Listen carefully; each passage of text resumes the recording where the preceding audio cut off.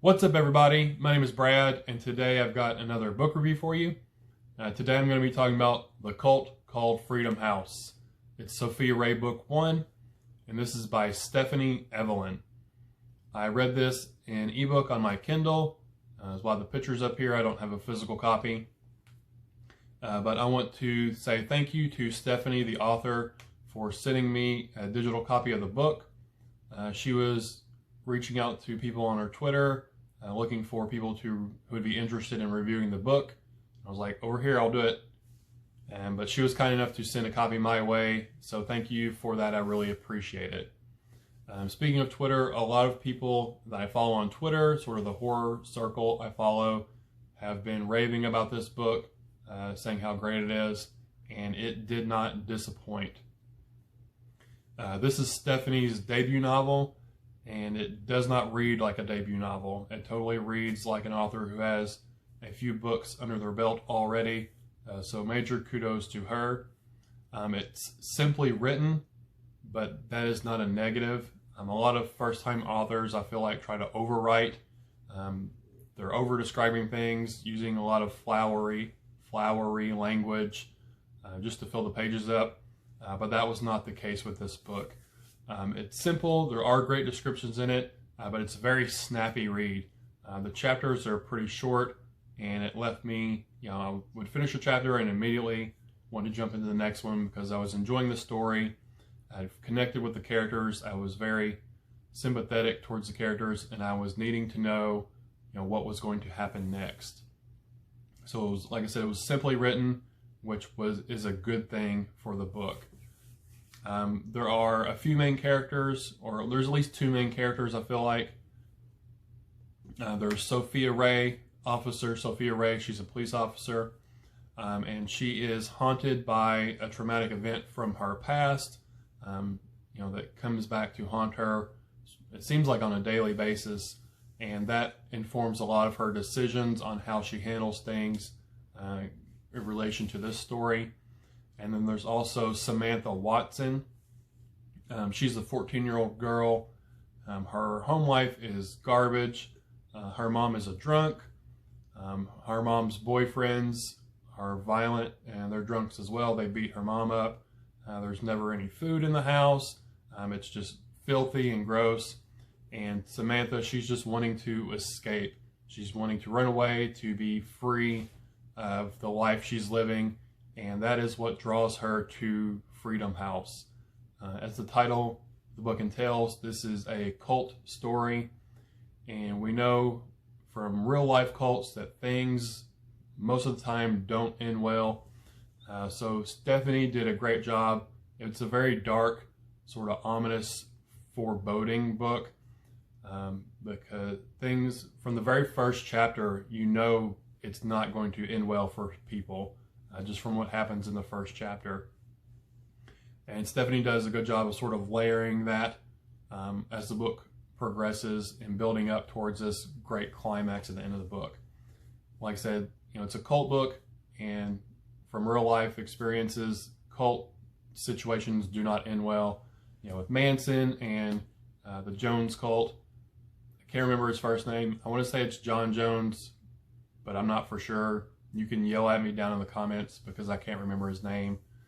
But we know things, aren't going to be ending well for people of this cult. And it had a lot of sort of Charles Manson, Helter Skelter vibes to it. The commune, that's how it's described to Samantha. It's described as this commune, this familial place. Where everybody is accepting of each other and everyone loves each other. There's no judgment. And to her, that just sounds, amazing compared to her home life. And that's what draws her in. And I think that's the most horrifying part of the book, is that cult psychology, because that is a real thing that happens in real life. These charismatic, narcissistic, despicable people, they sway these people, they brainwash these people to joining in and following what they want them to believe in, and having them do vile, depraved, that's not using that right. These vile, just disgusting things And that to me is fascinating, how someone can hold that much sway and power over somebody else, you know, just influencing them with their words and things like that. That is the scariest part of the book. There's no monsters in this book, you know, there's no demons or beasts or anything like that. The monsters that lurk within these pages are, you know, the people, us. Humans are some of the most terrifying monsters ever. You know, even more terrifying than, you know, any, you know, movie monster or anything that you can make up, because everything that we do is real, and just how disgusting and vile we can be towards other human beings shows the true monstrous nature of the human race. And the book is brutal, it's violent, but a lot of the violence, there are violent scenes in the book, but a lot of it takes place off page, which I thought was a brilliant move by the author. It leaves a lot up to the imagination. I mean, you can, as the reader, you can totally tell what is happening, but all the details are left up to your imagination, and that is some of the best writing, in my opinion, when you get the readers thinking about all the details about, you know, what's happening to these characters off the page until the next time we see them again. It sort of reminds me of horror movies, when there's a monster and, you know, it's harassing the characters, but we don't really see it. It's in the shadows, it's creeping up at night, and, you know, a lot is left up to the imagination. What the saying is, you know, greatest fear is the fear of the unknown. So I think that was great on her part, whether it was intentional or not, to have a lot of the violent details and brutal details occur off the page, and then we reconnect with the characters and they're sort of thinking about what happened to them since we last met them. Like I said, but there are violent scenes in the book that are on the page. Like I said, it is a pretty brutal book. I think there's a quote on the back or something that says it's not for the faint of heart. And I do agree with that. There's, like I said, a lot of just physical, brutal violence. There's psychological violence. There's sexual violence. And dealing with the 14-year-old, you know, that was, you know, disgusting and gross. But it wasn't done in a, you know, sort of shock value way. It felt in line with the story. It progressed with the story. Nothing in the book felt like it was done just for the shock factor of it. It all felt like it would be something that would be in line with the cult in the story. And it all wraps up. Sophia, the officer Sophia, she gets wrapped up in the cult storyline along with Samantha, and it really escalates towards the, you know, last, I don't know, 25% or so of the book. And it really starts to ramp up and escalate. And there's something that happens at the end that I did not see coming, so it was sort of a shock to me. There was a plot twist that I thought was coming in the book that ended up not coming, so even though it didn't happen, I appreciated that it was not predictable. I really thought this one particular thing was going to happen, but it didn't, so that was good that it wasn't predictable. And I can't remember if I said already, but the characters, there's a lot of flashbacks, especially with Officer Sophia Ray, to the tragic event that happened in her past. And I really enjoyed the flashbacks, especially hers, and I think it's her boss. There's another detective. I want to say it's Salavino. I can't remember his last name. But her flashbacks really reminded me, if you've seen True Detective Season 3, it really harkened back to that for me. And then the other detectives' flashbacks were involving another cult, and I really liked the scenes with what happened with that other cult as well. It was some of the flashback scenes were my favorite scenes in the book. Just one other thing, real quick. I'm not squeamish in the least bit. You know, blood, guts, and gore do not bother me at all.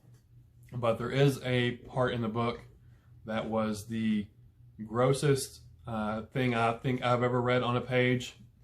And it didn't, like I said, it doesn't have to do with blood or guts or anything. It has to do with something else. I don't want to give it away.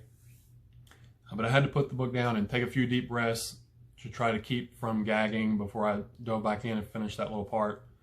So kudos to Stephanie for writing the nastiest, grossest scene I've ever read. I think that's the first time I've ever read something that actually physically was making me feel like I was going to get sick. So kudos to her for that. I guess the only nitpicky thing I have is towards the end of the book, there was a character that seemed to know who another character was, and it wasn't explained, and I was confused by that. But this is book 1, so maybe we'll get that explanation in book 2.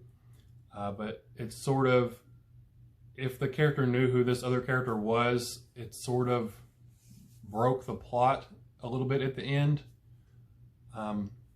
So that's really the only nitpicky thing I have to say about it. But it didn't affect my judgment on the book overall. You know, didn't take it down or anything like that.